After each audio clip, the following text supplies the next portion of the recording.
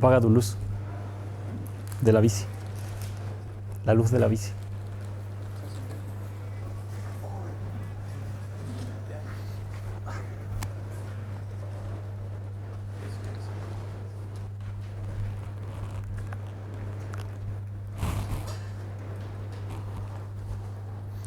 Ya. En esta clase vamos a principalmente ver los tipos de sensores que existen y un poco cómo se modelan los más importantes que para nosotros, que son las cámaras. Y este es nuestro esquema que nos va a seguir durante todo el curso. La arquitectura de software. Una rebasada rápida. Tenemos un bloque de percepción, un bloque de estimación de estados que usa las observaciones que vienen de la percepción, un bloque de toma de decisiones que toma el modelo que se generó a partir de estos estados que se estimaron, y un bloque de actuación donde se llevan a cabo, se calculan cuáles son los comandos que nos conviene realizar. La clase de ayer, según ustedes, hablamos de cosas que están ubicadas ¿en qué parte de este esquema? O sea, no de ayer, del martes. Entre paréntesis también está este bloque de aprendizaje. La clase en verdad tenía dos partes, una que era como de odometría y otra que era de control.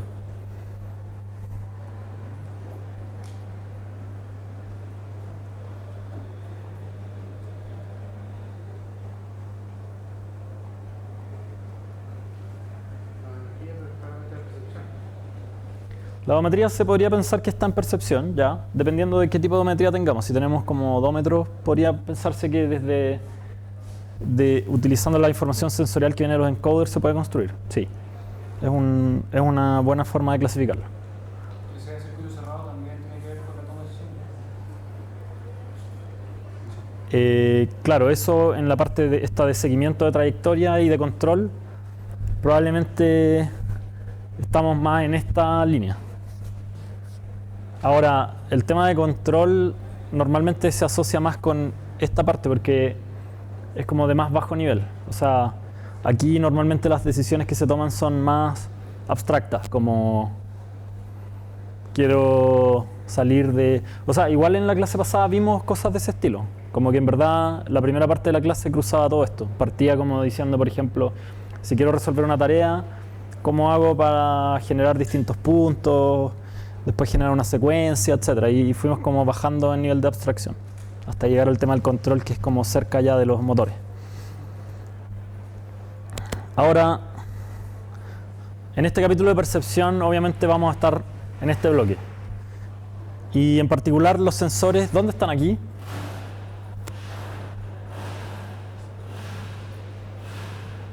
¿Tu nombre atrás cuál es?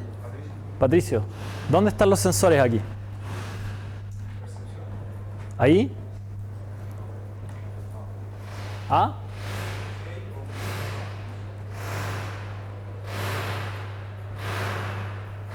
Voy a cerrar la puerta.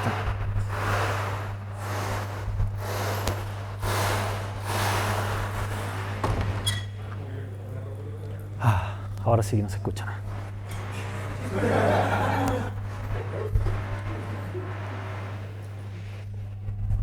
Más abajo todavía.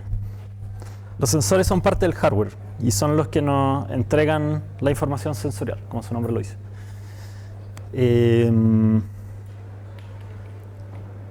Entonces, como pueden ver, en las clases que llevamos hasta ahora hemos hablado un poco de esto. Hoy día vamos a hablar de esto. Y bueno, y un poquito aquí porque también vamos a ver cómo se modelan los sensores un poco, que se usa para la parte de percepción.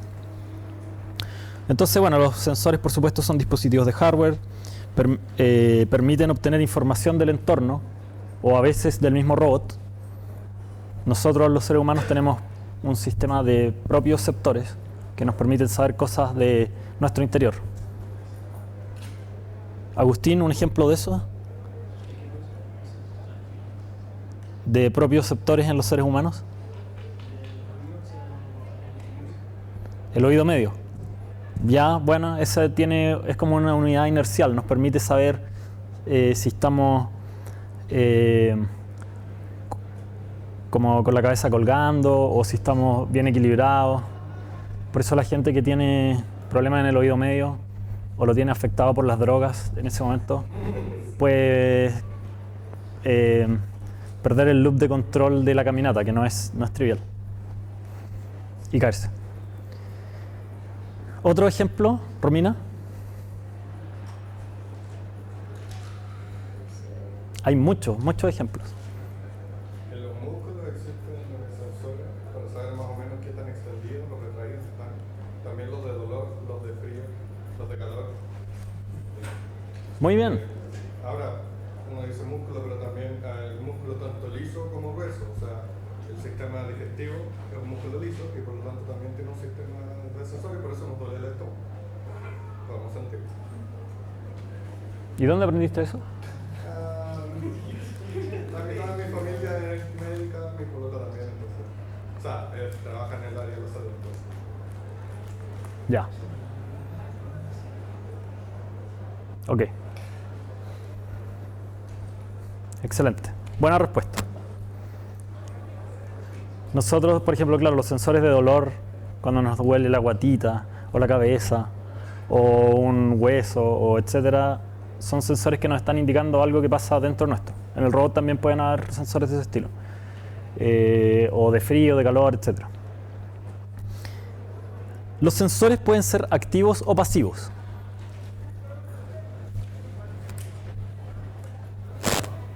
José, es tu nombre, ¿cierto? ¿Qué te dice esa frase?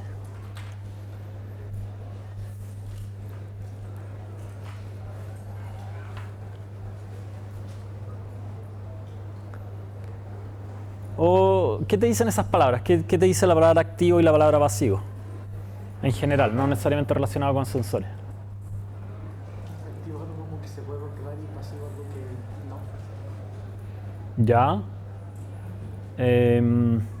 Ok. No sé si existe esa acepción. Yo tendría una visión distinta. Jaime, ¿qué te dice a ti activo y pasivo? O sea, en este caso me dice que como que el activo necesita que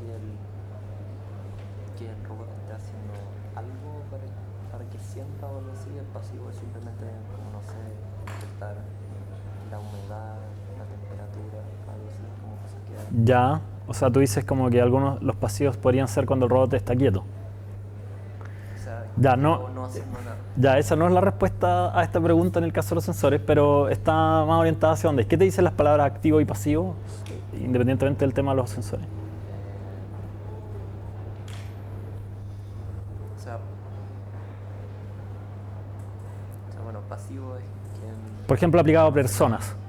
que Pasivo es que no hace nada, no hace ¿ya? nada, que acepta todo, acepta cualquier cosa y no reacciona a ningún estímulo realmente. ¿Ya? El activo es al revés. Activo es alguien o algo que hace algo. Que hace cosas. Ya. Bueno, en verdad activo y pasivo se refiere a que en el caso de los sensores, precisamente al hecho de que los sensores activos, para poder sensar, para poder medir lo que quieren medir, tienen que hacer algo. No solamente, en cambio los sensores pasivos tienen que hacer algo, me refiero, que influencie al medio ambiente o lo que quieren medir. En cambio los sensores pasivos no hacen nada, solamente reciben información que viene del medio ambiente y la sensan. Más específicamente, los sensores activos consumen y emiten energía. ¿Ya? Por ejemplo, mientras que los sensores pasivos para medir no necesariamente consumen energía, sino que no emiten energía, sino que solamente usan la energía que está en el ambiente. Por ejemplo, una cámara es un sensor ¿de qué tipo, Américo? Pasivo, muy bien. ¿Por qué? Porque solamente consume la batería para funcionar, pero para sacarle imágenes ocupa la luz exterior. Exacto. Exacto. La energía de la señal que la cámara mide, que es la luz, no la emite la cámara, sino que aprovecha la luz que está en el ambiente, ya sea natural o artificial. ¿Ya? ¿Alguien me podría decir un ejemplo de un sensor activo? ¿Ah? Un radar, un sensor infrarrojo. Son sensores que, al igual que una cámara, miden una cierta energía que interactúa con el ambiente, pero a diferencia de la cámara, esa energía no la emite, no asumen que está en el ambiente por el sol o por lo que sea, sino que ellos mismos se preocupan de emitirla. Yo emito y veo cómo reacciona el ambiente a lo que yo estoy haciendo y mido. Esa es la diferencia entre un sensor activo y uno pasivo. Bueno, hay muchos tipos de sensores para fines muy diversos. Aquí vamos a mencionar algunos que son algunos de los que se usan más en robótica, en robots móviles al menos. Algunos de ellos son sensores de contacto, se les conoce como bumpers, que son aquellos que si una superficie del robot toca algo, como una pared o algo así, se activan o desactivan. Normalmente son binarios, o sea, sienten un contacto o no, pero también podrían medir como fuerza. Y por ejemplo pueden servir en estos robots con ruedas, yo podría ponerlo en su perímetro para saber si el robot chocó o no chocó. ¿Sí? Sería como nuestro sensor de que nos pegamos un cabezazo con la pared.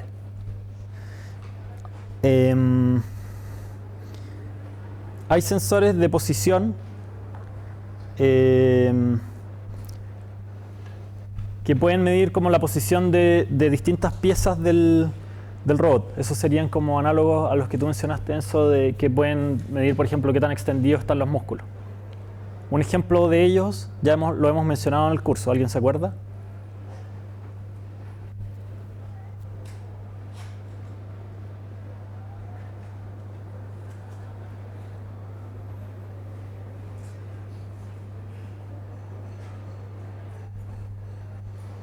¿Alguien se acuerda? Ronnie, ¿tú te acuerdas? Claro, en esa clase mencionamos un tipo de estos sensores. Los encoders. Que son sensores que miden la posición, pueden medir como la posición o el cambio de posición angular de una rueda o de una articulación rotatoria. Otro tipo de sensores podrían ser sensores de posición, eso sería un sensor de posición angular o de velocidad angular. Otros pueden ser lineal, que midan como qué tan extendido está un actuador lineal. También hay sensores que hacen el papel de, como decía Agustín, el oído medio, ¿ya? Que nos permiten saber las inclinaciones utilizando la gravedad, las velocidades, las aceleraciones en distintos sentidos y como nuestro ángulo de inclinación. Típicamente hay acelerómetros, giróscopos y hay unas unidades que son unidades inerciales que tienen dentro acelerómetros, giróscopos, etcétera, y que nos dan como una estimación completa de la dinámica de un robot, por ejemplo de un drone que está volando, como para poder saber los distintos ángulos de inclinación que tiene y las aceleraciones y todo. Y hay otros sensores que no tienen un símil en el cuerpo humano, al menos, pero parece ser que hay algunos insectos o animales que sí tienen cosas parecidas, como la brújula, ¿ya? La brújula nos permite, a partir de una medición del campo magnético de la Tierra, detectar orientaciones con respecto a un sistema de referencia de la Tierra. Los seres humanos, aparentemente, no tenemos un sistema de ese tipo, al menos nadie lo ha reportado. Pero sí parece ser que hay aves. ¿Las aves migratorias usan una brújula? Ya, no me acordaba pero ya, las aves migratorias pueden usar la información magnética de la Tierra para poder orientarse. ¿Cómo? Las vacas creo que también. ¿Las vacas? Sí. Las vacas migratorias. No, es que la otra vez estaba leyendo y mencionaban como un dato freak de las vacas, que siempre pastan de norte a sur, o de este a oeste, no me acuerdo, pero siempre pastan en una misma dirección. Como que no pastan así para el lado, como que se alinean para cierto lado y así pastan. Y era súper extraño. Interesante, ¿qué sentido tendrá eso? Bueno,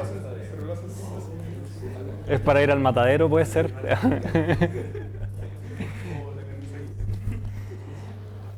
La brújula, Mario, ¿sería un sensor activo o pasivo? ¿Pasivo? ¿Por qué? Ah, llegaste recién. Ah, ya. David.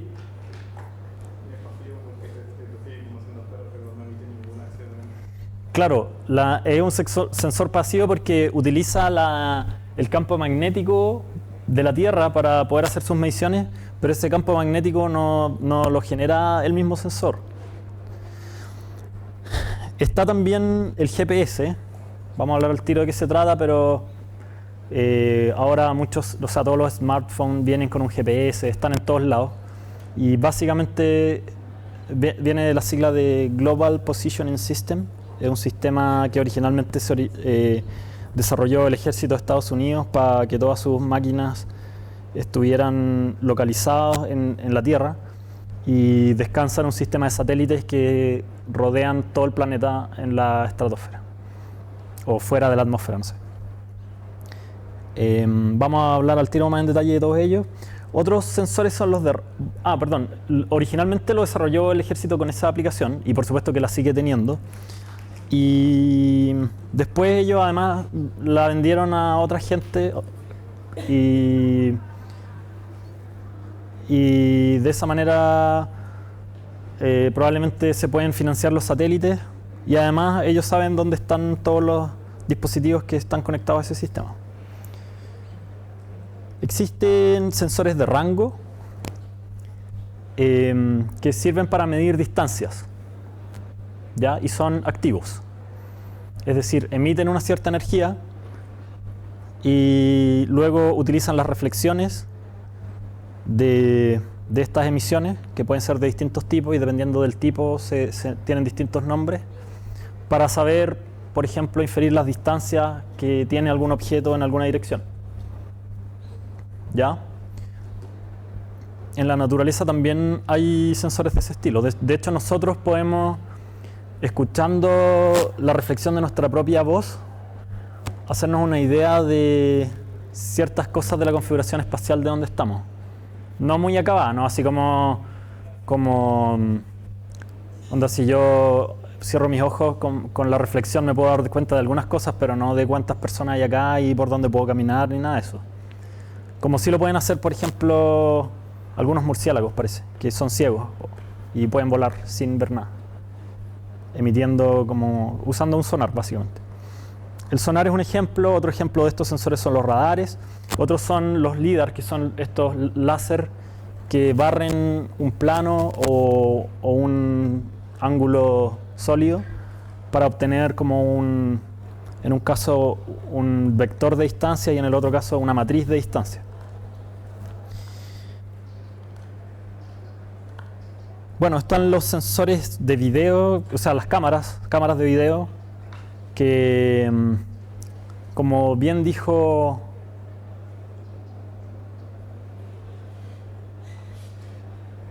¿quién lo dijo? ¿Tú fuiste, Américo? Sí, bien, Américo. Como bien dijo Américo, son sensores pasivos porque usan la energía de la luz para obtener información, de la luz que no generan ellas mismas, sino que está afuera, viene de afuera. Y están los sensores RGBD. Los sensores RGBD son sensores que existen hace tiempo, pero que se han popularizado en el último tiempo gracias a que por un desarrollo de Microsoft que tenía como objetivo potenciar su consola de juegos Xbox. Se hizo un desarrollo que era muy masivo y por lo tanto el costo se abarató montones. Antes de la Kinect, que es este sensor, una cámara de ese estilo costaba miles o decenas de miles de dólares, o sea, mucha plata. Y la Xbox cuando salió costaba 100 lucas o 150 lucas. Entonces, y hoy en día O sea, lo cual para un laboratorio de investigación en robótica es una diferencia abismal. Si antes como que necesitáis muchos millones de pesos para comprar un sensor y ahora con 500 lucas te podíais comprar 3 o 4 Kinect. Entonces obviamente que eso permite masificar mucho más el tema y hoy en día muchos robots, en particular 2 de los que vamos a usar en el curso para los proyectos y todo, tienen de este tipo de sensores y han aparecido otros competidores de la Kinect que son muy parecidos al final. Y estos sensores lo que entregan es, por un lado, tienen una cámara de video dentro, por eso tienen una componente RGB. A propósito, RGB viene de Red, Green, Blue, que es una forma de definir un espacio de colores. En un ratito más en la clase vamos a hablar de eso, de los espacios de colores. Y tiene una componente D, que es una componente de distancia. Entonces, si uno ve una Kinect, tiene 3 hoyitos.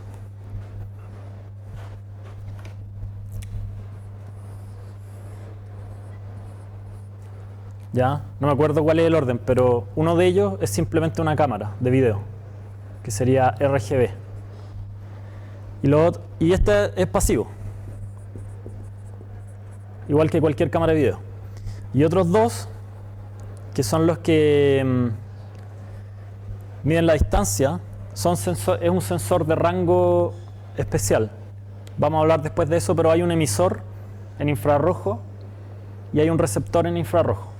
Y el emisor proyecta un patrón, por decir algo como lo hace este proyector, que está proyectando aquí un patrón de luz, pero ese proyecta un patrón en mucho menos resolución en infrarrojo, que por lo tanto para nosotros no es visible, pero que sí es visible para el sensor infrarrojo que tiene al lado. Y de alguna manera, viendo el patrón que se proyecta, puede para cada punto de ese patrón inferir la distancia. Eso lo vamos a ver al tiro.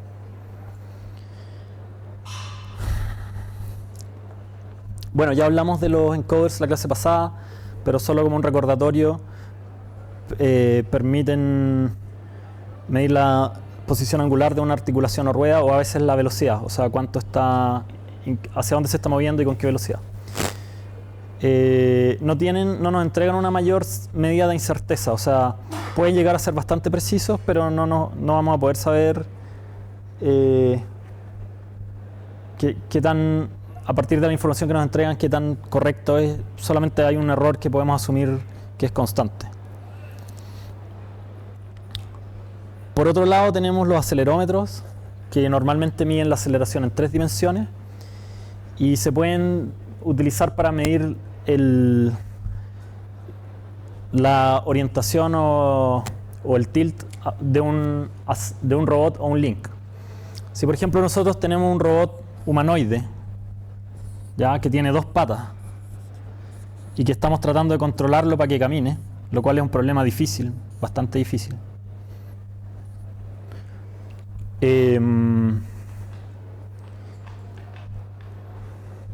Uno podría, por ejemplo, poner un acelerómetro aquí, en el torso, ¿ya? Y como existe la fuerza de gravedad, si somos capaces de medir las aceleraciones en las 3 componentes con un acelerómetro, eso nos puede dar información súper útil respecto a la orientación del torso, si nos estamos cayendo como hacia adelante, o hacia atrás, o hacia un lado, ¿ya? Que es como un poco esta información que decíamos que nos da el oído medio, ¿ya? Y lo mismo pues podría eventualmente usarse para distintos links. O sea, alguien podría encontrar útil poner otros en las piernas. Ya sería como más complejo, pero podría ser útil. O en los brazos, no sé.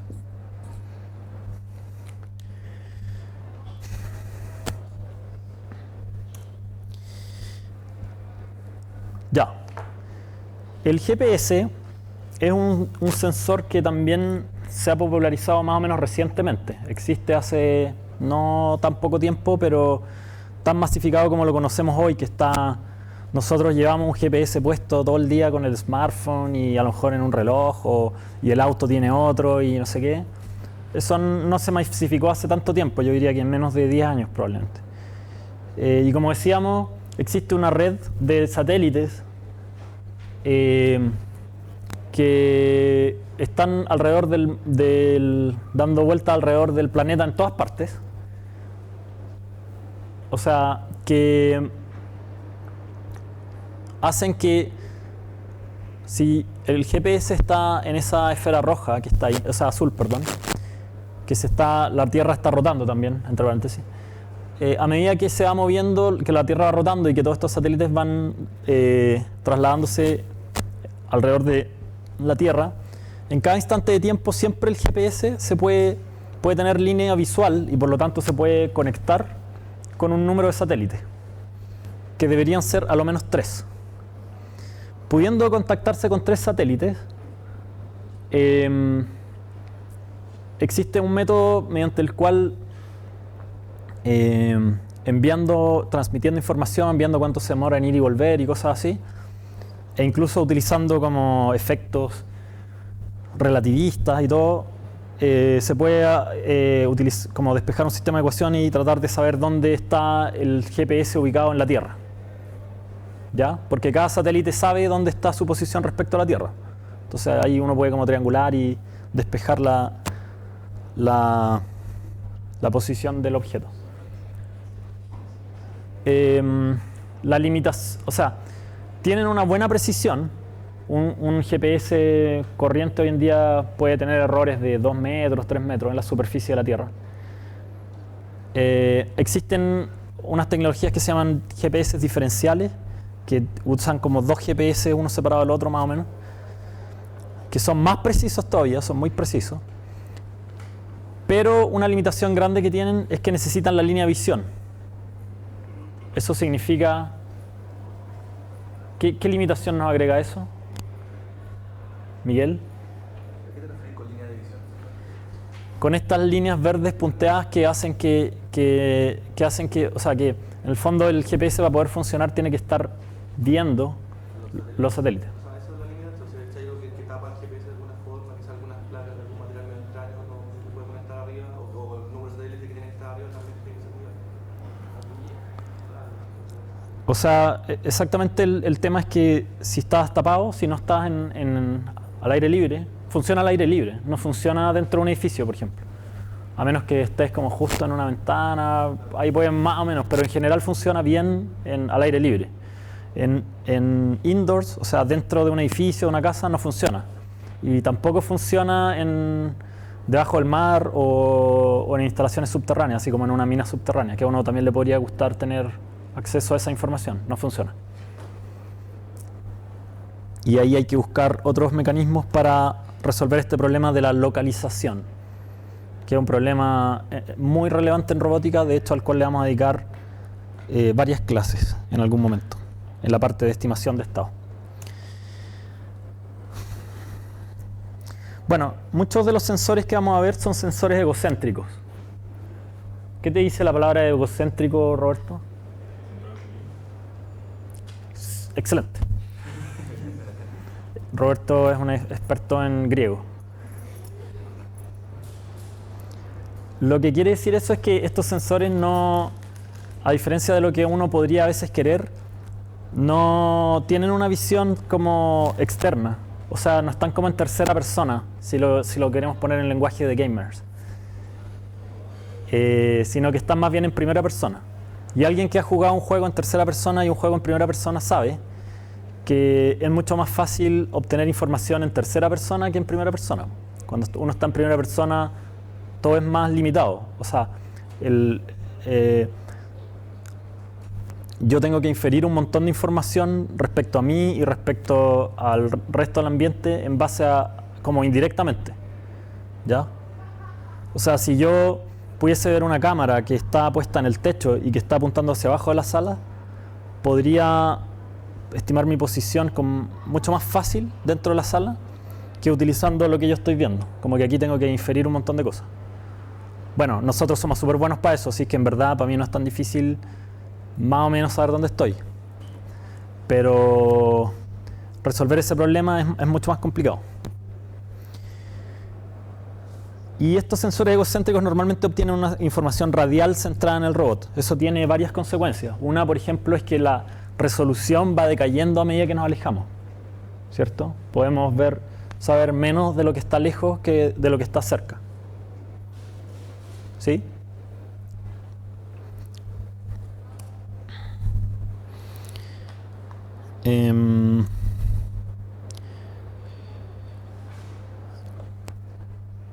Este tipo de sensores egocéntricos a veces como que emiten haces que pueden estar en una dimensión, ser un vector, como decíamos, como estos láseres que cortan un plano, o puede ser de 2 dimensiones y entregar como una matriz, como las imágenes de las cámaras o de los Kinect.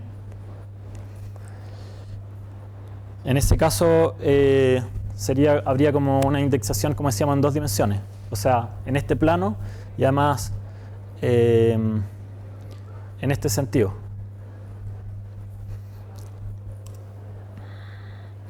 Bueno, un ejemplo de este tipo de sensores, que además es un sensor de rango, son los sonares. ¿Alguien tiene alguna idea de qué es un sonar? ¿Tu nombre es Sebastián? Sí. ¿Qué es un sonar? Tú seguro que sabes. O sea, sería como un sensor que puede determinar la profundidad, por ejemplo, enviando una señal de sonido y viendo el tiempo de respuesta o alguna característica de la señal que recibe. Claro. ¿Sería entonces un sensor activo o pasivo? Activo. Activo porque emite una señal, como decís tú. Ahora, ¿qué caracteriza un sonar y qué lo diferencia de otros sensores de rango? El nombre lo dice. Que usa sonido. Que usa sonido. ¿El sonido, sabes lo que es? Son vibraciones en el aire. Son ondas mecánicas. Es una propagación de una potencia mecánica en el aire, ¿ya? Y por lo tanto, eso tiene varias consecuencias con respecto al cómo se propaga. Las ondas mecánicas se pueden propagar en el aire, se reflejan en muchos materiales, pero no son, por ejemplo, muy direccionables. O sea, es súper difícil que envíe como un haz de una onda mecánica puntual y pueda haber una reflexión, ¿ya? Si yo emito un sonido, se empieza a dispersar y naturalmente voy a tener un cierto haz que con las tecnologías actuales tienen, como dice acá, me da como un cono como de 30 grados aproximadamente de ancho, y por lo tanto cualquier cosa que haya ahí, por ejemplo, si hay un objeto ubicado en esta forma, yo voy a medir una reflexión que me va a permitir más o menos estimar la distancia, pero en verdad no hay mucha certeza. No hay mucha certeza en qué posición angular está dentro de estos 30 grados, cuál es la forma del objeto, también a qué distancia está. Probablemente si el objeto tiene esta forma, voy a recibir una reflexión que va a empezar ahí en la esquina, y en la medida que la onda se va propagando hacia allá, vaya a seguir recibiendo una reflexión. O sea, no va a ser como una reflexión puntual en el tiempo. No voy a poder medir como una distancia puntual. Entonces hay un montón de incertezas asociadas. Una gracia que tienen es que funcionan muy bien bajo el agua, a diferencia de muchos otros sensores de este estilo. Porque las ondas mecánicas se propagan muy bien en los medios más densos como el agua. En cambio, la luz, por ejemplo, se propaga súper mal en el agua. Y las ondas electromagnéticas del radar, las ondas de radio también. Por eso los submarinos usan sonares, ¿ya? Existen robots con ruedas o robots móviles en tierra que usan sonares. Su gracia, diría yo, en ese caso es que son baratos y se pueden poner hartos. Pero hoy en día yo diría que prácticamente están desplazados por los láser que se han vuelto más baratos. Se han ido poniendo más baratos, o sea, todavía son mucho más caros que los sonares, pero hoy en día uno puede comprar un LIDAR y obtener una información órdenes de magnitud superior desde todo punto de vista por un precio relativamente no demasiado caro. Bueno, aquí pasamos exactamente al LIDAR. No sé si se me olvidó decir algo al sonar. Una implementación típica de un LIDAR es tener un láser. Un láser significa un haz de luz muy concentrado, que no se dispersa angularmente mucho, sino que se mantiene concentrado. Entonces yo puedo, un haz de luz láser puede avanzar harta distancia sin dispersarse mucho. Esa es su gracia. Y se hace con lentes y todo eso. Si yo ya tengo un láser que apunta en una dirección, puedo poner un espejo rotatorio como muestra esta figura de aquí. No se ve muy bien, pero hay un láser que está apuntando hacia abajo, que está construido ahí dentro. Y esto es un espejo que va girando, ¿ya? Y a medida que gira, el láser que incide sobre ese espejo se refleja y empieza a describir un plano, ¿ya? Igual como lo vimos en ese dibujo de los sensores egocéntricos. Un plano que normalmente uno lo pone como horizontal para poder tener como un corte del ambiente. Y entonces, en base a distinta información de la reflexión, como la potencia o el desfase con el cual viene el haz que se reflejó, podemos inferir la distancia del objeto que está en esa dirección, ¿ya? Por ejemplo, aquí, si este es el robot o este es el sensor, ahí vemos como el haz va rodando, y en la medida que va rotando, vamos teniendo estas mediciones de aquí, ¿ya? Esos son los distintos puntos que vamos sensando. Obviamente hay oclusiones. Por ejemplo, este objeto me hizo como una sombra en la pared de atrás y por lo tanto no puedo ver la pared de atrás completa, queda como cortada, ¿sí? Una limitación que tienen este tipo de sensores es que requieren reflejarse, que haya un objeto que refleje la luz. Por lo tanto, a veces pueden haber objetos sólidos que no se vean con este sensor. ¿Cuál podría ser un ejemplo de ese, Pablo?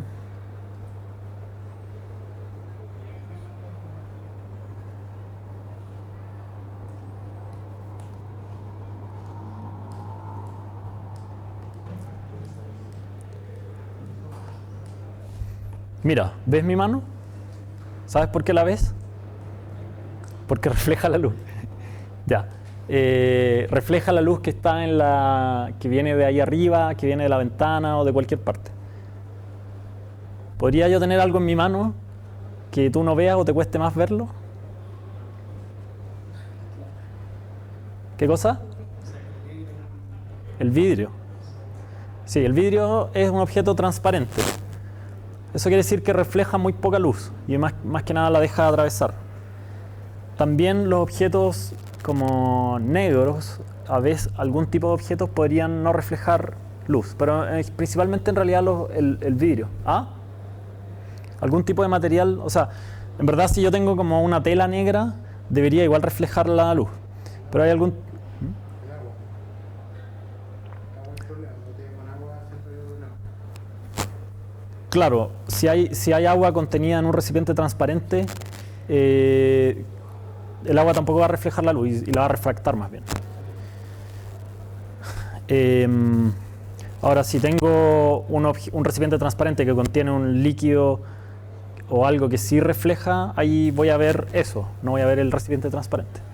Entonces, ¿qué ocurre? Por ejemplo, en el DCC hay un montón de puertas de vidrio. Si yo pongo un robot con solamente con un LIDAR y como que digo, ya, si no ves nada, está libre ese espacio, pasa por ahí nomás. Se va a andar pegando cabezazos con las puertas de vidrio en todos lados. Entonces, esa es una limitación de este tipo de sensores.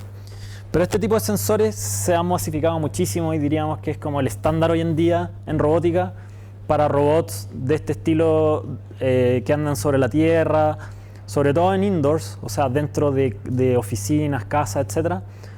Y su gracia es que tienen muy buena precisión angular y lineal. Con angular me refiero a, si yo emito en una dirección y obtengo una reflexión, tengo un error súper bajo con respecto a cuál es el ángulo del objeto que estoy viendo. Y lineal me refiero a la distancia que medí. Si me dice que está a 3 metros, ese objeto en verdad va a estar a 3, no va a estar a 3,1. Puede estar a 3,0001 metros, pero no a 3,1. Con este tipo de tecnología se ha desarrollado mucho la construcción de mapas, que es un tema al cual también le vamos a dedicar harto tiempo en la parte de modelamiento del curso, de estimación de estado. Aquí hay un ejemplo. Este robot amarillo tiene un LIDAR y con eso está construyendo este mapa de ocupancia de su entorno. Esas líneas rosadas son las mediciones son los haces que hay en cada instante de tiempo, y las reflexiones serían estos puntos verdes o amarillos, ¿ya? Eso es lo que ve en un instante de tiempo. Si eso lo va integrando en el tiempo y además con la odometría, es capaz de construir todo este mapa.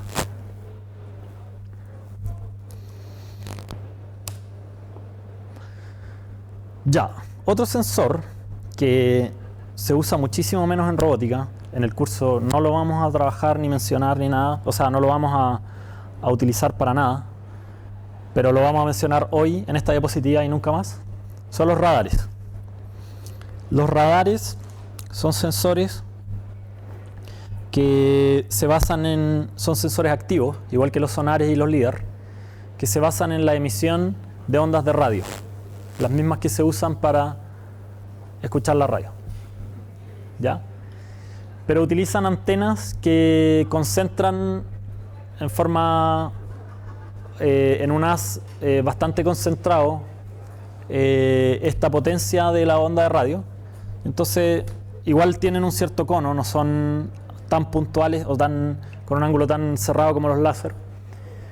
Y básicamente en esa dirección van a medir cualquier reflexión de las ondas de radio. Las ondas de radio se reflejan en un montón de objetos, se reflejan muy bien en los objetos conductores, por ejemplo en los objetos metálicos, y por eso se ocupan mucho estos sensores para aplicaciones militares, como para poder ver cuando viene un avión o viene un barco o un misil intercontinental, etc.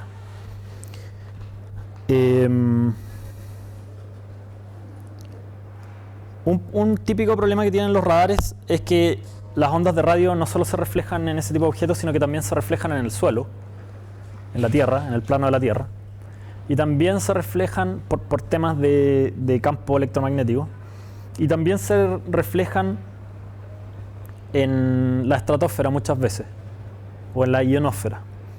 Entonces, si nosotros tenemos, como dice esta figura, un emisor y receptor de ondas de radio aquí, que es un sensor radar, que está emitiendo, que está sensando en todos los ángulos, y emite en esta dirección, el objeto que se está midiendo no solamente va a reflejar directamente hacia la antena, con lo cual vamos a poder medir eso, sino que también va a reflejar en todas las direcciones. Y en particular en una dirección, este haz de ondas de radio podría volver a reflejarse ahora en la ionosfera o en la estratosfera y volver hasta la antena, con lo cual esta antena podría pensar que hay un objeto que está ahí. ¿Se entiende? Y lo mismo con el suelo. Bueno, ahí es más fácil darse cuenta que en verdad no hay nada ahí, porque sabemos que cualquier cosa que emitamos hacia allá no va a atravesar hacia allá, pero igual si no hiciéramos ese análisis, que es bastante simple pero que uno podría a veces no hacerlo, también podría pensar que hay un objeto ahí que estás viendo. Eso se conocen como fantasmas. Bueno, los radares yo diría que no se usan mucho, principalmente porque son muy caros y porque son muy difíciles de analizar la información que entregan. Tienen mucha incerteza, pero entregan una información súper rica. Entonces, en verdad, con métodos más sofisticados uno podría obtener un montón de información utilizando radares. Ya, y ahora vamos a llegar a las estrellas de este capítulo del curso, que son las cámaras de video. Y las que están al lado y que también les vamos a dedicar un poquito de tiempo son las cámaras RGBD. De eso vamos a hacer una clase de cámaras RGBD y vamos a tener hartas clases. Casi todo este capítulo es visión computacional. Y por lo tanto, lo que vamos a hablar ahora de las cámaras de video, ojalá les quede claro para que en distintas partes de lo que viene sepan de lo que estamos hablando. Bueno, las cámaras de video entregan una imagen que la podemos ver como una matriz de píxeles, ¿ya? Ustedes obviamente han visto imágenes en un computador se pueden ver como un rectángulo normalmente, y en este rectángulo se puede ver como una matriz, ¿cierto? Que tiene una cierta cantidad de filas, de columnas, y cada elemento de esa matriz es un píxel. Eso significa que este píxel, a su vez, contiene un color que se está mostrando. Ese color puede estar en distintos espacios, ¿ya? Un espacio súper típico es el espacio RGB. No, quería ponerlo así. RGB. ¿Ya? Ahora, hay otros espacios que pueden describir un color. Hay algunos que son tridimensionales, como RGB, HSV, IUV, y hay otros que tienen 4 componentes o más. Se supone que el RGB bueno, el RGB es el espacio en el cual funcionan los monitores y los televisores en general, ¿ya? La idea del RGB es que si nosotros tenemos el espectro electromagnético, es decir, todas las posibles frecuencias que puede tener, componentes de frecuencia que puede tener la luz, y nosotros tomamos solamente el espectro visible, o sea, la parte de las frecuencias que nuestros ojos pueden ver, uno puede agrupar esas frecuencias en grandes grupos. Los que tienen una frecuencia más alta o tienen una longitud de onda más baja, si quieren, son los azules. Otro grupo serían los verdes, que están como en las frecuencias medias, y en las frecuencias más bajas tenemos el rojo. Eso quiere decir que nuestros receptores, en verdad nuestros receptores no miden directamente esto, pero distintas frecuencias que están en todo este espacio se pueden asociar con el azul, ¿ya? Eso es lo que quiere decir.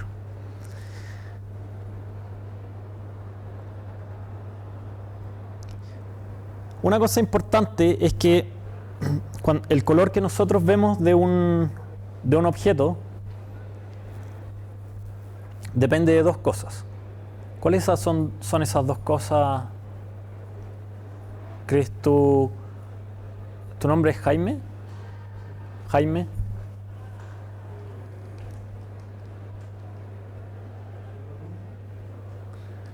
¿De qué depende el color con el cual yo veo un objeto?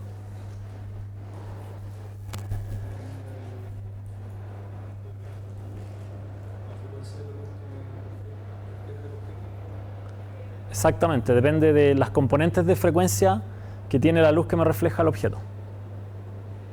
¿Y ahora eso de qué depende?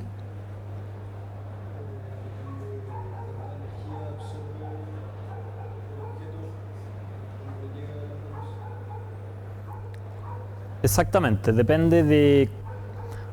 todos los objetos tienen lo que se conoce como una reflectancia, y esa reflectancia es selectiva para cada frecuencia.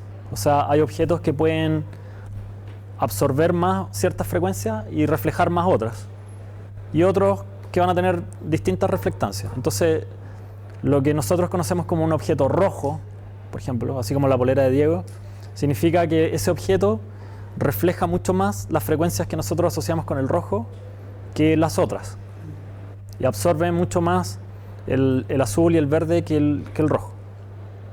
¿Sí?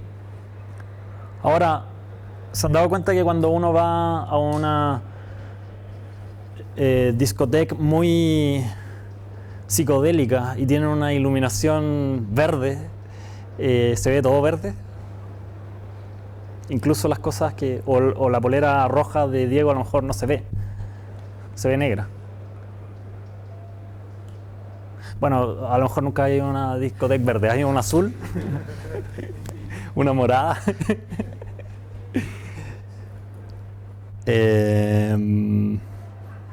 ¿Nunca jugaste con una luz de un color? Ya. Bueno, no vengo con la implementación necesaria, pero si yo cambiara todas las luces que hay acá y pudiese aislarnos totalmente de la luz solar y pusiera una luz que tenga solamente una componente verde, todo se vería verde. Y las cosas que no tienen mucho verde, como la polera de Diego, se verían negras. Eso quiere decir que los colores que nosotros vemos, ¿de qué más dependen? Aparte de la reflectancia de los objetos. De la luz que incide en el objeto, ¿cierto? Y esa luz, o sea, depende de esas dos cosas. Nosotros vemos un color, pero ese color no nos está dando toda la información respecto al objeto. Nos está dando una información donde se mezcla información del objeto e información de la luz. Y a priori no sabemos cómo separar esa información. ¿Ya?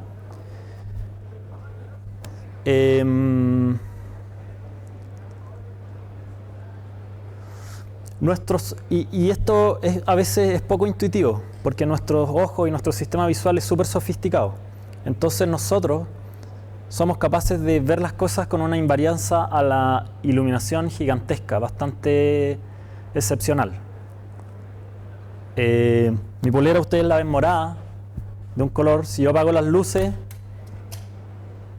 la siguen viendo morada, más o menos del mismo color. Y con muchas luces distintas van a ser capaces de reconocer este mismo color. ¿Por qué? Porque nuestro sistema visual tiene un montón de truquitos que hace, como que, por ejemplo, para de alguna manera como poder inferir tácitamente cuál es la luz que hay y poder hacer esta separación de las dos cosas, no considera los colores en sí mismos, sino que considera los colores relativos al entorno. Por eso la gente estaba este tema del vestido que no se sabía si era de un color blanco y dorado o azul y negro y no sé qué. ¿Ya? Porque un mismo color nuestro cerebro lo va a interpretar distinto dependiendo del contexto. Y hay muchos como trucos visuales que se pueden hacer y están disponibles en la web, que si tú pones un mismo color y lo rodeas de un color, se va a ver como, no sé, dorado. Si lo rodeas de otro, lo vaya a ver como negro y así. Ya. Por eso para nosotros es poco intuitivo el entender esto, pero cuando uno empieza a trabajar con imágenes de una cámara, te das cuenta que, por ejemplo, tú puedes ver todo de un color y si yo apago la luz, puede ser que la cámara ya no vea nada, se vaya a negro, o puede ser que se vean las cosas muy, muy distintas, porque en verdad la luz cambia mucho. Mucho más de lo que nosotros somos capaces de conscientemente darnos cuenta, gracias a que nuestro sistema visual es extraordinariamente invariante a la luz. Está muy bien hecho. ¿Ah? Estas luces no lo vemos. Las cámaras captan el parpadeo de la luz. Sí, eso se debe a otro efecto. Lo que está diciendo Diego es que estas luces tienen un efecto que se llama flickering, que ocurre en este tipo de luces, o sea, en esa, la fluorescente. Producto de que nuestra energía eléctrica es como sinusoidal, ¿ya? Entonces, esas luces están prendidas, emiten luz en ciertos intervalos de tiempo y el resto no emiten nada, están apagadas, una cosa así, ¿ya? Pero esto ocurre con la frecuencia que tiene la red eléctrica acá, que son como 60 Hz o 50 Hz.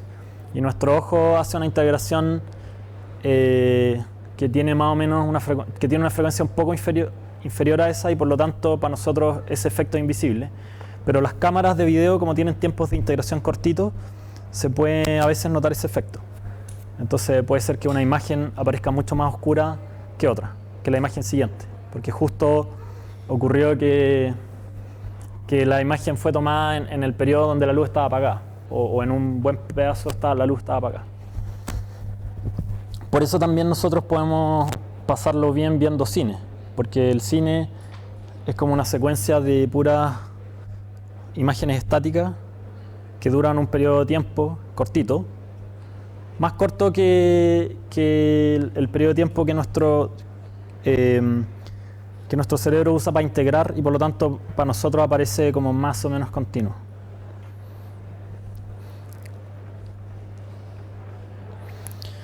Bueno, como decíamos, para formar una imagen existe un cierto ciclo que se repite siempre. Hay una fuente de luz, que puede ser el sol o una ampolleta o lo que sea, que emite luz. Esa luz va a llegar hasta un objeto. En ese objeto la luz se va a reflejar y va a llegar a un cierto sensor, que sería esta cámara, y ese sensor va a tomar la energía de esa luz, la va a ordenar, etcétera, y va a enviar ya la información en digital al computador para que él pueda formar la imagen, guardarla o lo que sea, y correr nuestros programitas en ROS. Entonces, para entender un poco cómo modelamos geométricamente la presencia del objeto, sus posiciones y todo, es útil definir ciertos sistemas de coordenadas. A veces tenemos un sistema de coordenadas global. Por ejemplo, uno podría decir, ya voy a poner mi sistema de coordenadas global en la esquina de la pieza. Hay un cierto sistema de coordenadas que está normalmente en la cámara, que es súper útil, y otros pueden estar, por ejemplo, en el objeto. Me puede permitir saber, por ejemplo, la posición y la rotación del objeto, etc. Y a veces hay uno que también que está en el robot. Por ejemplo, si el robot es un robot que tiene una cámara móvil, yo podría tener un robot humanoide que tuviese un cuerpo como el mío, podría tener un sensor en mi pecho que sea como el sistema del robot, y podría tener otro sistema en mi cabeza que varía con respecto al otro, ¿cierto? En la medida que yo muevo mi cuello, y eso hace que para poder referenciar todos los objetos que estoy viendo con mi cabeza tenga que usar la transformación de coordenadas desde mi cabeza al pecho para poder ir integrando la información, a menos que guarde todo relativo a mi cabeza siempre.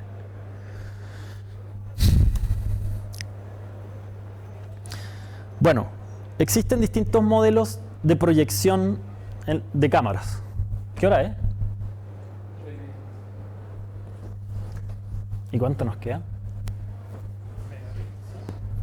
Sí, eso cachaba. No, digo cuánto nos queda de diapositiva.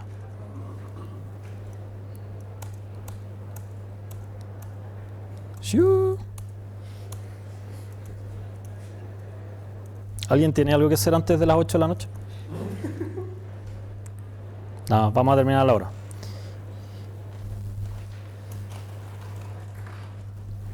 Existen distintos modelos de proyectivos de las cámaras que tienen distintas gracias y tienen que ver con usar distintos lentes. ¿Alguien alguna vez ha sacado fotos con distintos lentes ópticos? Diego, tú dices que sí. ¿Qué nos puedes decir de eso? ¿Qué lentes has usado? ¿Ya? ¿Y qué efectos tiene cambiar el lente? La altura de la imagen, o sea, la dieta de la imagen. El campo visual.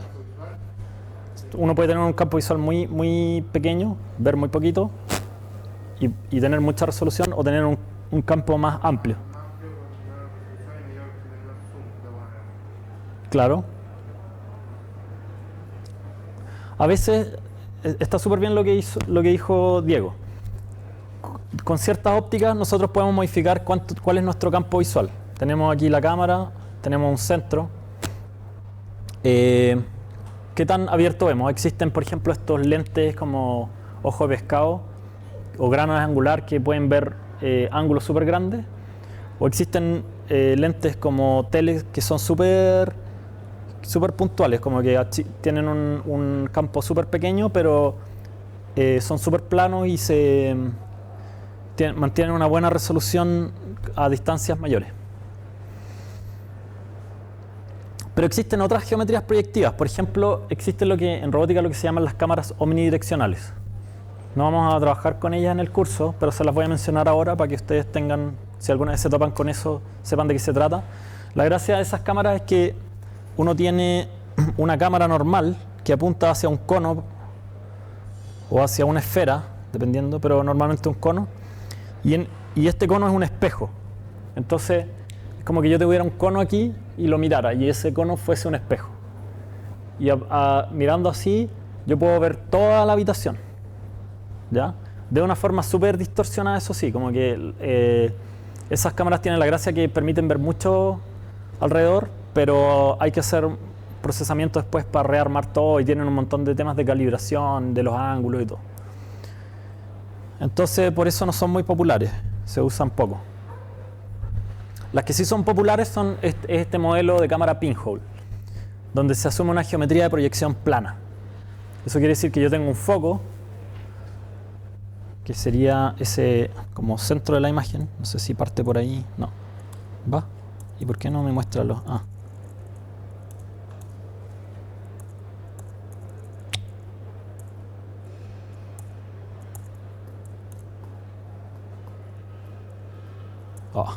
¿Cómo es la cosa? Ya. En este modelo está el plano de la imagen, que sería este, y todos los objetos se van proyectando en ese plano, en forma plana. Y existe el foco o centro de la cámara, que está fijo con respecto a la cámara. El plano de la imagen también está fijo con respecto a la cámara. Entonces, tenemos también el eje óptico, que sería a todo esto. Bueno, este eje pasa por el centro de la cámara o el foco y pasa por el centro del plano de la imagen. ¿Ya? Y es normal a la imagen, al plano de la imagen. Lo cual quiere decir a su vez que la proyección del centro al plano de la imagen está justo en el centro del plano, justo en el centro de la imagen. Y eso además va a ser siempre nuestro cero en coordenadas de la imagen. ¿Sí? Va a ser el centro de la imagen, que es la proyección del foco. Esa proyección se llama el punto principal, que es el origen, como decíamos. Y existe el concepto de distancia focal. La distancia focal es una distancia... Este plano de la imagen es virtual. Y esta distancia también es virtual. Depende de la óptica de la cámara. Yo puedo definir esa distancia, es un parámetro de la cámara que me permite saber de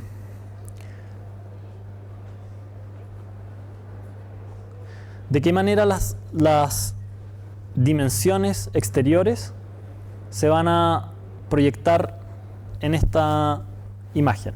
Vamos a hablar al tiro de eso. Si ahora tenemos un punto real de un objeto que está en cualquier parte y que la cámara lo está viendo, y a ese punto le llamamos XC, ese punto se va a proyectar en la imagen a este punto XIM. Y para saber dónde se va a proyectar, lo único que hacemos es tirar una línea recta entre este punto y el centro de la imagen. Y vemos por dónde pasa en el plano de la imagen. Todos los puntos cuya proyección quede fuera de este rectángulo no se van a ver en la imagen, están fuera del campo visual. Pero aquellos que están dentro del campo visual se van a proyectar en un punto que sería ese. Y para nuestro efecto, la posición de este punto la podemos medir con respecto a este sistema de referencia. ¿Se entiende? El plano de la imagen estaría como al frente de la cámara. Sí. Puede ser que esté más dentro que el lente o fuera, da lo mismo. Está al frente del foco, digamos, del centro. ¿Sí?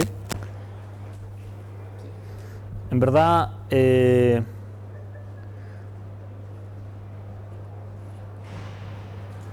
sí, no, eso.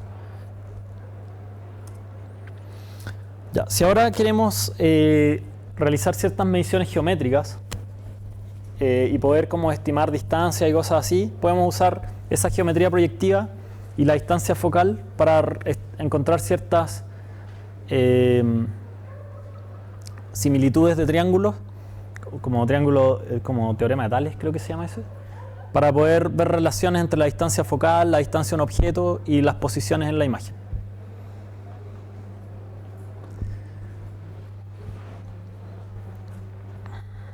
Por ejemplo, si este es el foco de la imagen, de la cámara, perdón, y este es un objeto, y aquí, por lo tanto, este sería como el plano de la imagen, y por lo tanto el punto en el cual se proyecta el objeto es este. Nosotros sabemos siempre que la distancia entre el plano y el foco va a ser la distancia focal, que es una constante para la cámara. Entonces podemos encontrar una relación entre la distancia al punto en el eje principal y la distancia que tiene el punto con respecto al eje principal. ¿Ya? Si a esta coordenada le llamamos Z y a esta coordenada para este caso le llamamos Y, por similitud podemos encontrar que en este caso que B es a F, como I es a ¿qué? A Z. ¿sí? Y si ahora queremos despejar B, que sería la posición en la imagen, nos encontramos con que B va a ser F por I partido por Z.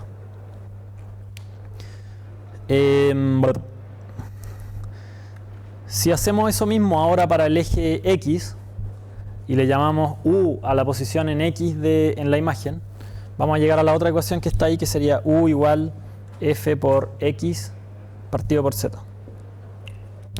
¿Sí? Y con eso, estas son las ecuaciones de proyección. Fíjense que si yo tengo un punto en una imagen, yo puedo saber en qué ángulo está, pero no puedo a priori saber a qué distancia está. Eso es lo que me dicen además los sensores RGBD, el Kinect y todo eso. Pero lo que sí puedo saber es la relación que hay entre X e Y. O sea, me queda un sistema de ecuaciones que tiene 3 incógnitas y dos datos. ¿Sí?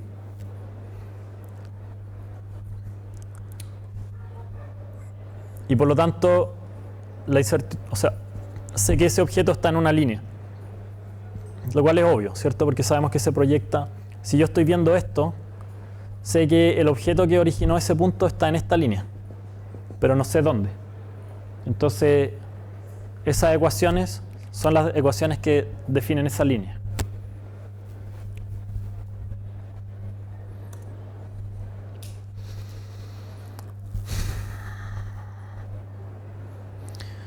Bueno, esto mismo lo podemos describir en ecuaciones homogéneas con una ecuación lineal.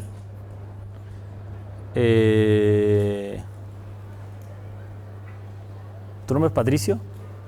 ¿Qué te dice esta ecuación lineal o en qué sentido se parece a la anterior? ¿Viniste a la clase de matrices homogéneas? Bueno, ¿en qué sentido, qué relación tienen estas ecuaciones con las que escribimos allá?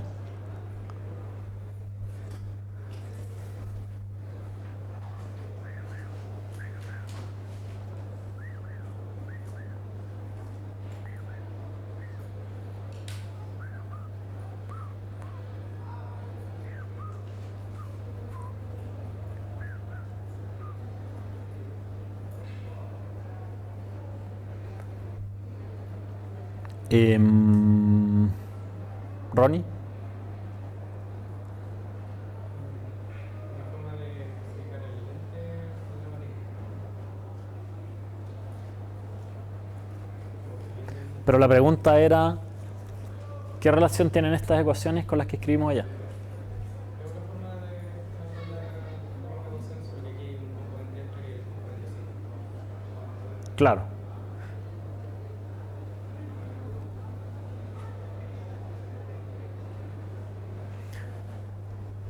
A ver, esta primera ecuación en verdad no dice nada, dice simplemente f por x igual fx, f por y igual fi, 1 por z igual z, y sería.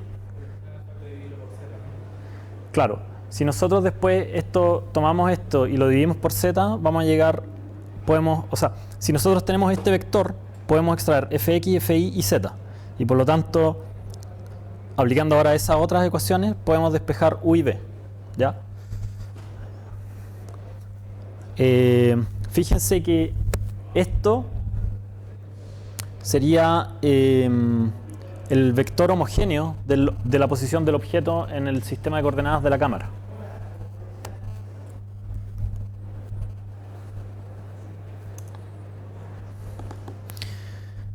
Para cámaras reales, que por lo tanto pueden tener ciertas aberraciones o distorsiones de la imagen, donde el sistema, donde la proyección no es plana como vimos en el sistema, en el modelo pinhole, en verdad esa matriz se modifica un poco.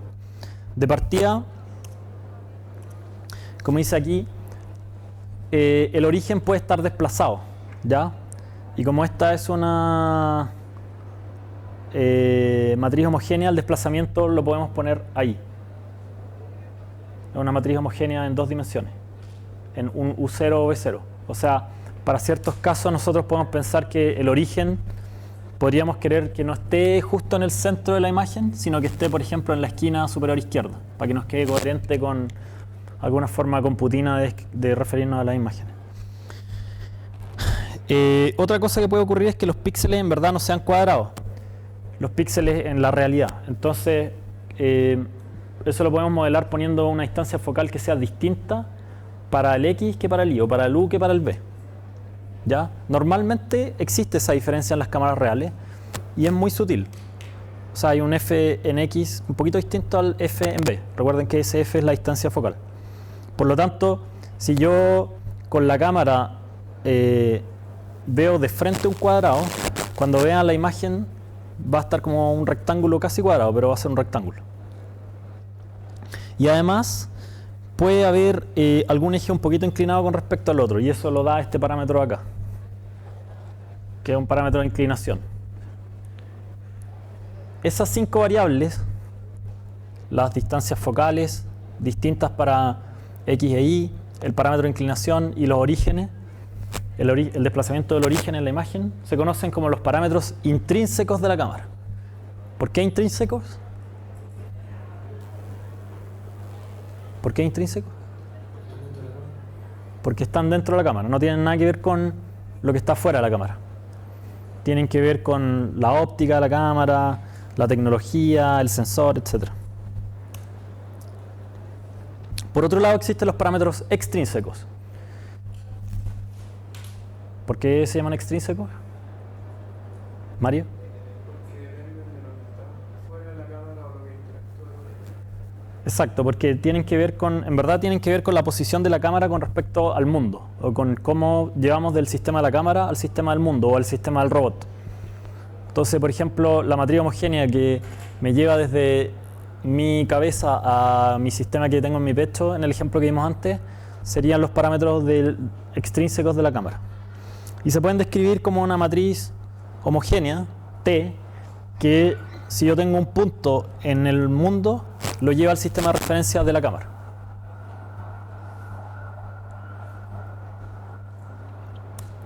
Y finalmente, por lo tanto, si combinamos ambos parámetros, nosotros podemos decir que un punto en la imagen va a ser igual a la matriz K, que sería la matriz de los parámetros intrínsecos, multiplicado por la matriz T, que sería la matriz de los parámetros extrínsecos, por el punto en el mundo.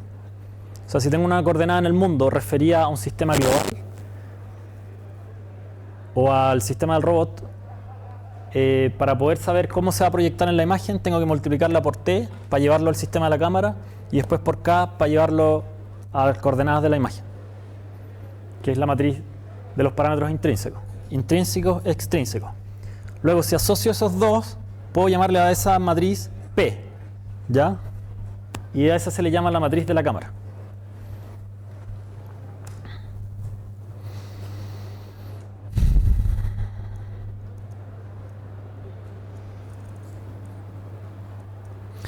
Ya, vamos a mencionar algo muy a la pasada, pero que después cuando estemos en la parte de estimación de estados va a cobrar muchísima importancia, y es que en la situación ideal uno...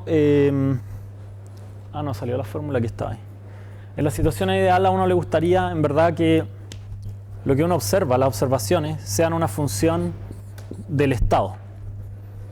¿Ya? Perdón.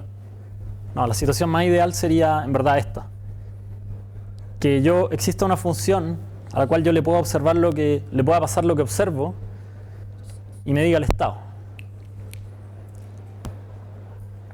Ese es como el sueño del pibe, o es lo que cualquiera de nosotros asumiría si se enfrenta en forma súper ingenua a un robot, que va a haber un sensor que nos va a decir cómo son las cosas, cómo es el mundo y el estado del mundo. Pero en verdad las cosas no son así. Los sensores nos dan una información que es incompleta, que tiene ruido y que nos dice como indirectamente el estado, por muchos motivos. Uno de ellos, esto que decíamos, es que son egocéntricos, tienen un montón de problemas de oclusión, información incompleta, yo no puedo ver más allá no puedo ver lo que está detrás de los objetos, se tapan los objetos entre sí, no puedo ver lo que está a mis espaldas, ni siquiera a mi lado.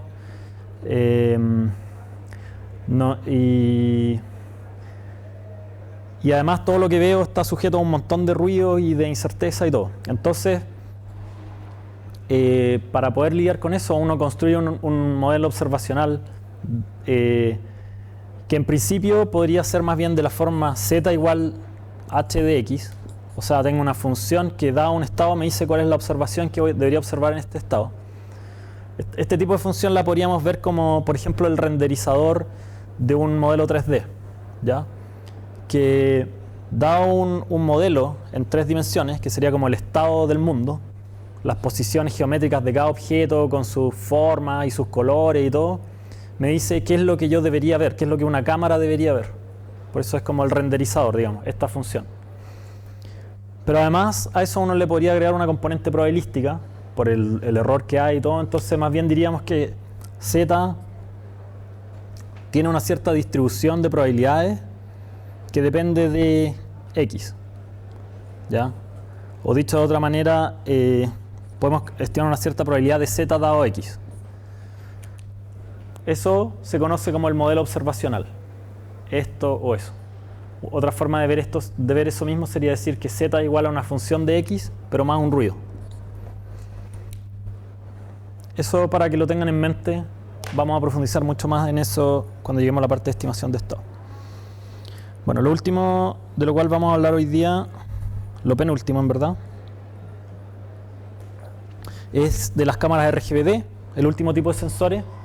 Como decíamos, tienen una cámara de video, o sea, nos entregan información RGB, igual que una cámara de video, pero además tienen este sensor de distancia que usa infrarrojo. Y por lo tanto nos entregan otra imagen, donde ahora cada píxel tiene solamente una dimensión, pero esa dimensión es la distancia. En estos gráficos, esta dimensión se grafica con colores. Si se fijan, los colores más azules corresponden a los objetos que están más cerca, y los colores más rojos a los que están más lejos. ¿Ya? Entonces, con el Kinect yo puedo saber no solamente los colores de todo lo que veo, sino para cada píxel de eso, puedo saber a qué distancia está.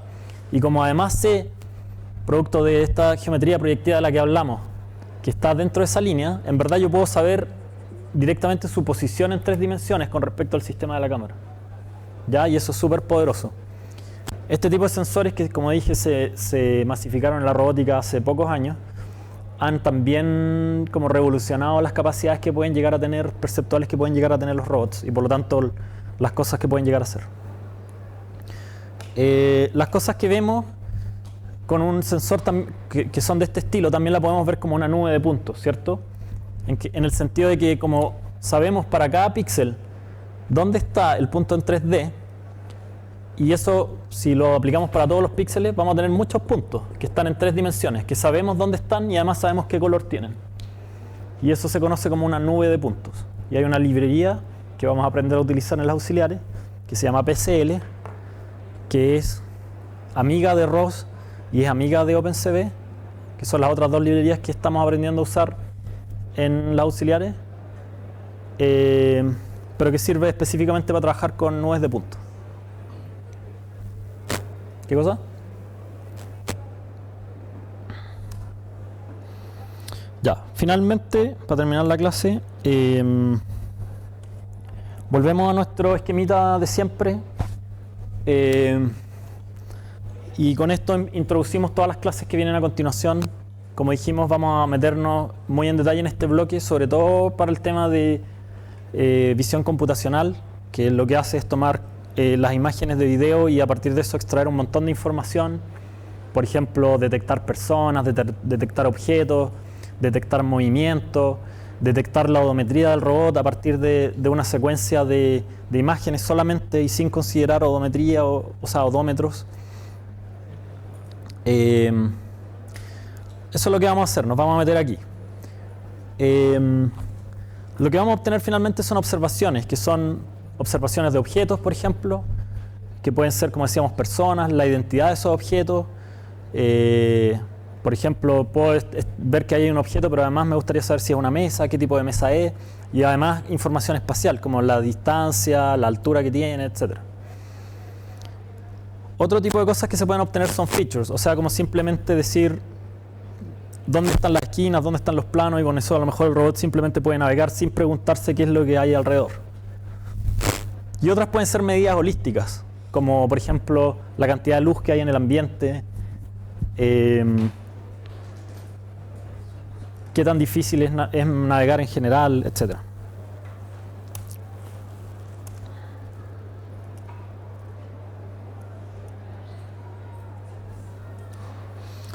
Una forma típica de enfrentar el problema de percepción es tomar primero los datos que vienen del sensor, que típicamente son como señales así súper multidimensionales, de los cuales uno como sin ningún procesamiento no puede ver nada. Piensen, por ejemplo, que, como decíamos, una imagen, si el robot la analiza, lo va a ver como una matriz, donde cada elemento es un vector de 3 dimensiones, o sea, son miles de números nomás, cientos de miles de números. Y nosotros queremos a partir de eso detectar personas, detectar objetos, saber cómo se está moviendo el robot, etc. Entonces, lo primero que se hace es tratar de esta información como resumirla y abstraerla más. Para eso, normalmente tenemos etapas de preprocesamiento y también de extracción de características, de puntos característicos, de regiones características. Eso lo vamos a ver en una o dos clases. Después, a partir de eso, normalmente hay algoritmos de detección y de caracterización que se tratan de dar cuenta, por ejemplo, si yo detecté que aquí había algo, después identificar qué es eso, ver si hay una persona, una mesa o un tazón o etc. Y caracterización es ponerle además ciertos parámetros. Si detecté que había una persona, a lo mejor detectar la identidad de esa persona, detectar la distancia a la cual está, sus emociones, etc. Perdón, y aquí en reconocimiento, según este gráfico, en verdad no está aquí la identidad, están solamente las características como espaciales. Y en reconocimiento voy a ver la identidad de la persona o de la instancia de objeto que estoy reconociendo o detectando.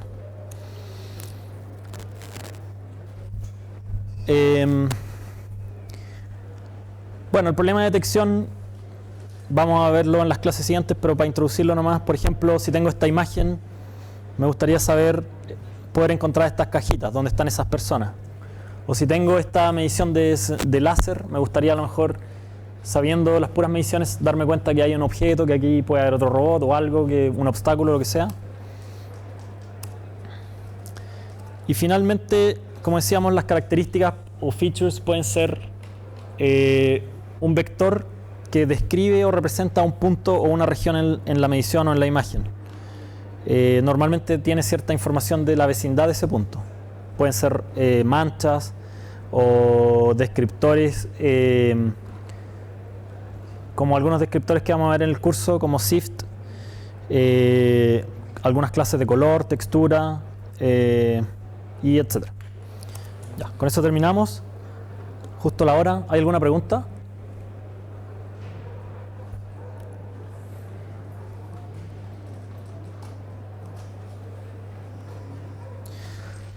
Les voy a hacer un comentario respecto a la mini tarea. Como sé que aparentemente han tenido hartas dificultades, les recomiendo que avancen lo más que puedan en la mini tarea, y eso implica que hagan la cinemática directa al menos. Eso todos deberían poder hacerlo sin problema. Y en la cinemática inversa partan por ver cuáles son las restricciones que hay. Geometría, la distancia máxima, mínima, ángulos máximos, mínimos. Estas relaciones triviales que veíamos que existían entre el Q0 y el poner la posición en cilíndricas, y también la restricción que hay entre la suma de los ángulos y el ángulo final con el cual va a llegar el brazo del efector, y también que nos demos cuenta que hay ciertas restricciones, o sea que el efector no puede llegar a tener cualquier pose. Por ejemplo, los otros dos ángulos del efector están absolutamente determinados por su posición. Entonces, en verdad, nosotros no podemos resolver el problema de cinemática inversa para 6 variables. No podemos llegar a determinar un Q0 o un Q vector, digamos, como una función de X, Y, Z, alfa, beta y gamma, ¿cierto? Porque en verdad nos vamos a dar cuenta que a lo mejor el beta y el gamma, no sé si justo eso, dependiendo de la referencia que usan, van a ser una función, son una función del X y Z.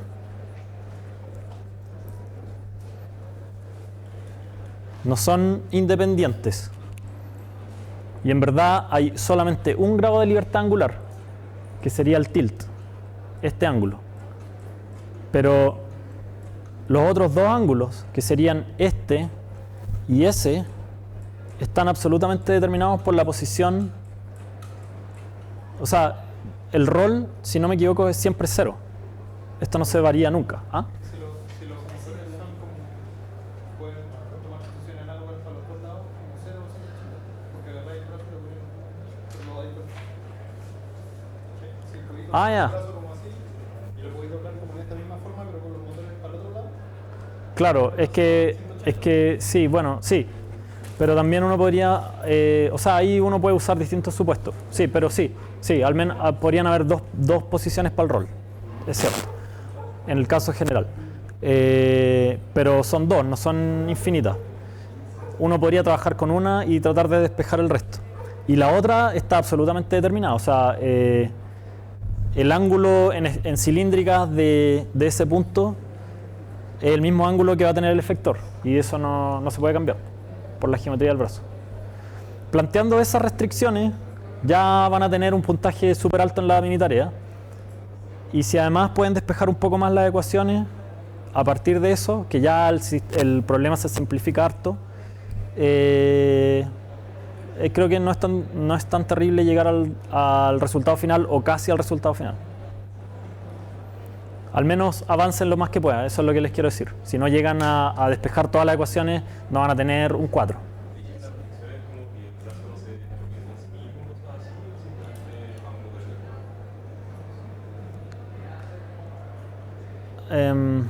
Las restricciones son las que estoy mencionando. También se pueden agregar esas que dices tú, como que, pero no son indispensables. Pero si las agregáis, igual se van a considerar. Restringir lo más posible los valores que pueden tener los Q y las otras variables. ¿Sí? Ya. Nos vemos el martes.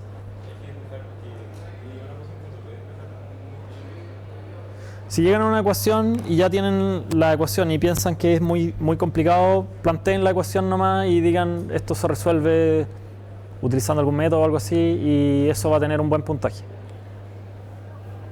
¿Ya?